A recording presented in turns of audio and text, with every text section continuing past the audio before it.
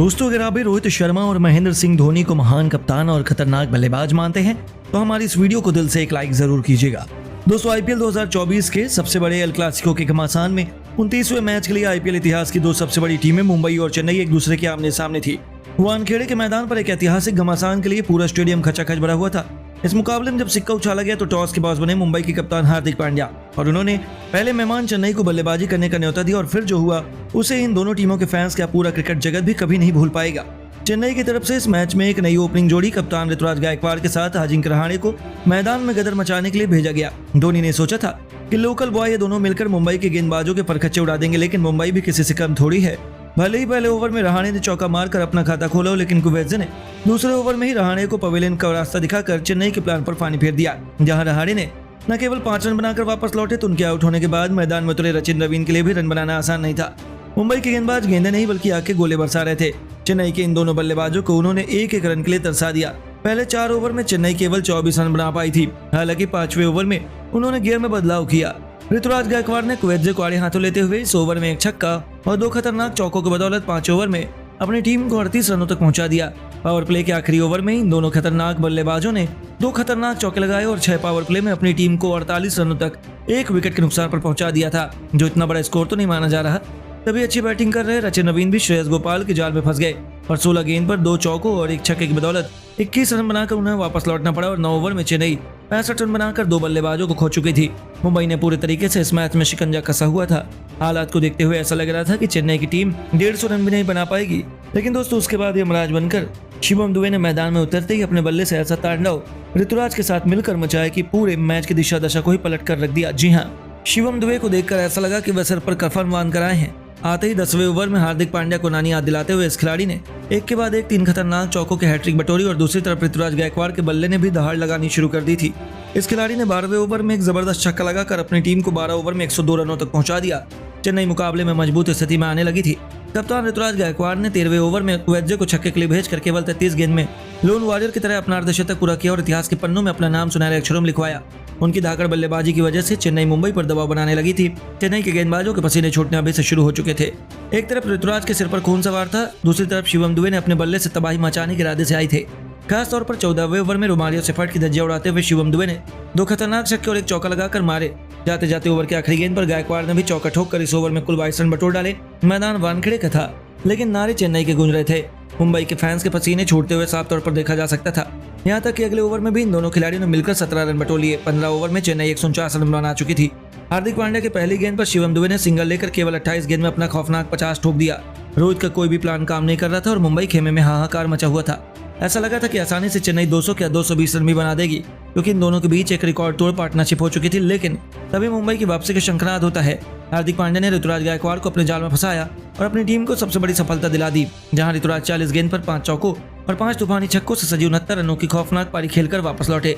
अब मैदान पर दुबे का साथ निभाने के लिए डेरिल मिचेल को भेजा गया, लेकिन ऋतुराज के विकेट के बाद मानो रनों की रफ्तार में बिल्कुल लगाम से लग गई। 19 ओवर में चेन्नई बावजूद उसके 180 रनों तक पहुंच चुकी थी। आखिरी ओवर में गेंदबाजी करने के लिए हार्दिक ने अपनी दूसरी गेंद पर डेरिल मिचेल को अपने जाल में फंसा लिया, लेकिन उसके बाद हुआ असली चमत्कार। जब मैदान में उतरे महेंद्र सिंह धोनी 42 साल के इस खिलाड़ी की एंट्री पर स्टेडियम में ऐसा शोर हुआ कि मानो चेन्नई ने आईपीएल ही जीत लिया हो। हार्दिक पांड्या ने उन्हें हल्के में लेने की गलती की थी, लेकिन यह उनकी सबसे बड़ी भूल साबित हुई। आते ही धोनी ने हार्दिक का स्वागत लॉन्ग ऑफ के ऊपर से एक आसमानी छक्के से किया, जिसने हार्दिक से लेकर रोहित के पसीने छुड़ा दिए।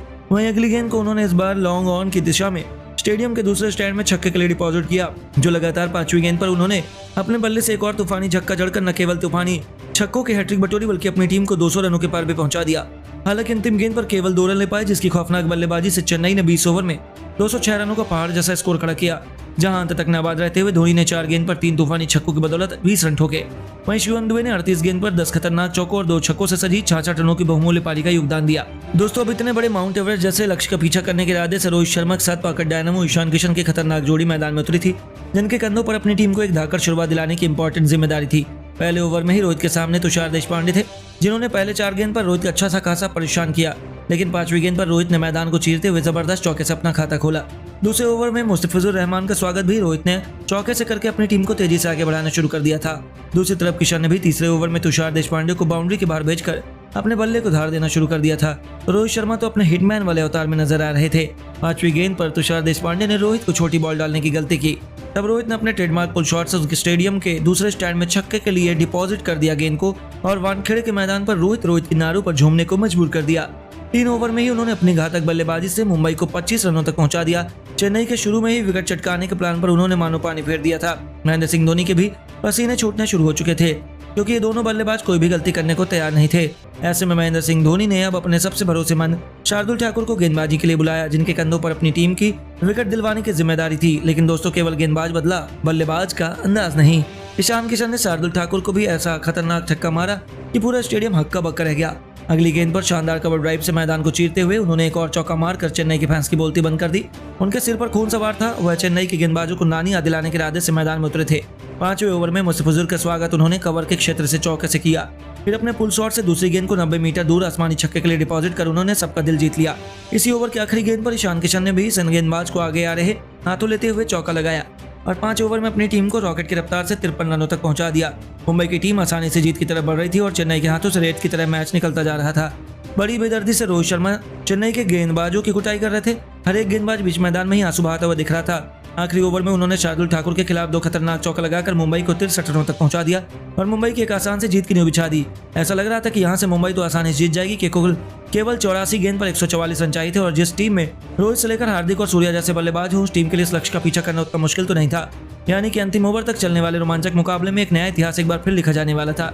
हालांकि दोस्तों, तभी मैच में आया एक ट्विस्ट। पारी का 8वां ओवर लेकर धोनी ने अपने सबसे खतरनाक गेंदबाज माथिसा पथराना को बुलाया और इस खिलाड़ी ने आते ही ऐसा तहलका मचाया कि पहले ईशान किशन को पवेलियन का रास्ता दिखाकर मुंबई को पहला झटका दिया, तो बैटिंग करने उतरे सूर्या को उन्होंने खाता भी खोलने को मौका नहीं दिया और लगातार 3 गेंद के भीतर ही गिरे 2 विकेटों ने इस मैच को बुरे तरीके से फंसा दिया।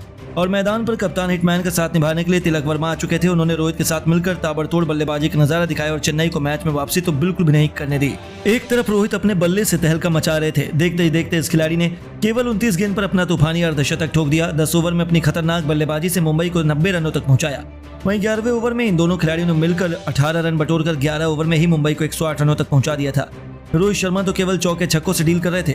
सामने कोई भी गेंदबाज आता उसकी पिटाई होनी तो निश्चित थी। 13 ओवर में मुंबई 124 रन बना चुकी थी। एक बार फिर मुंबई आसानी से जीत की तरफ बढ़ रही थी। हालांकि तभी एक बार फिर पथराना ने आते ही मैच में रोमांच जिंदा किया और 14वें ओवर में तिलक वर्मा को वापस भेजकर उन्होंने मुंबई को मुश्किल में जरूर डाला था। तिलक वर्मा 20 गेंद पर 5 चौके की बदौलत 31 रन बनाकर वापस लौटे और यहां से तो ऐसा लगा कि मैच का पासा ही पलट गया। मैदान में उतरे हार्दिक पांड्या टेस्ट मैच खेलने के लिए आए थे।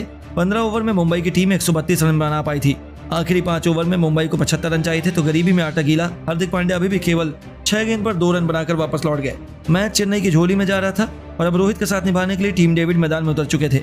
उन्होंने आते ही लगातार 2 गेंद पर 2 तूफानी छक्के ठोककर अपना खाता खोला, लेकिन दोस्तों वह भी 5 गेंद पर 13 रन बनाकर वापस लौट गए।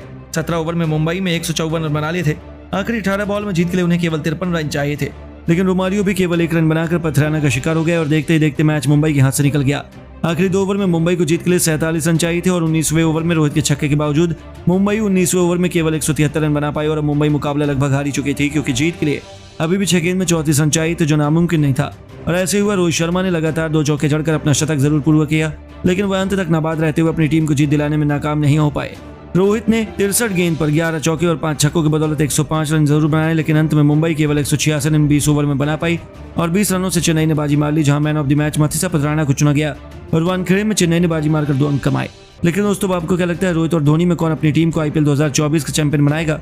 अपनी राय में नीचे कमेंट करके जरूर बताइए और ऐसी शानदार खबरों के लिए वीडियो को लाइक, चैनल को सब्सक्राइब जरूर करें। धन्यवाद।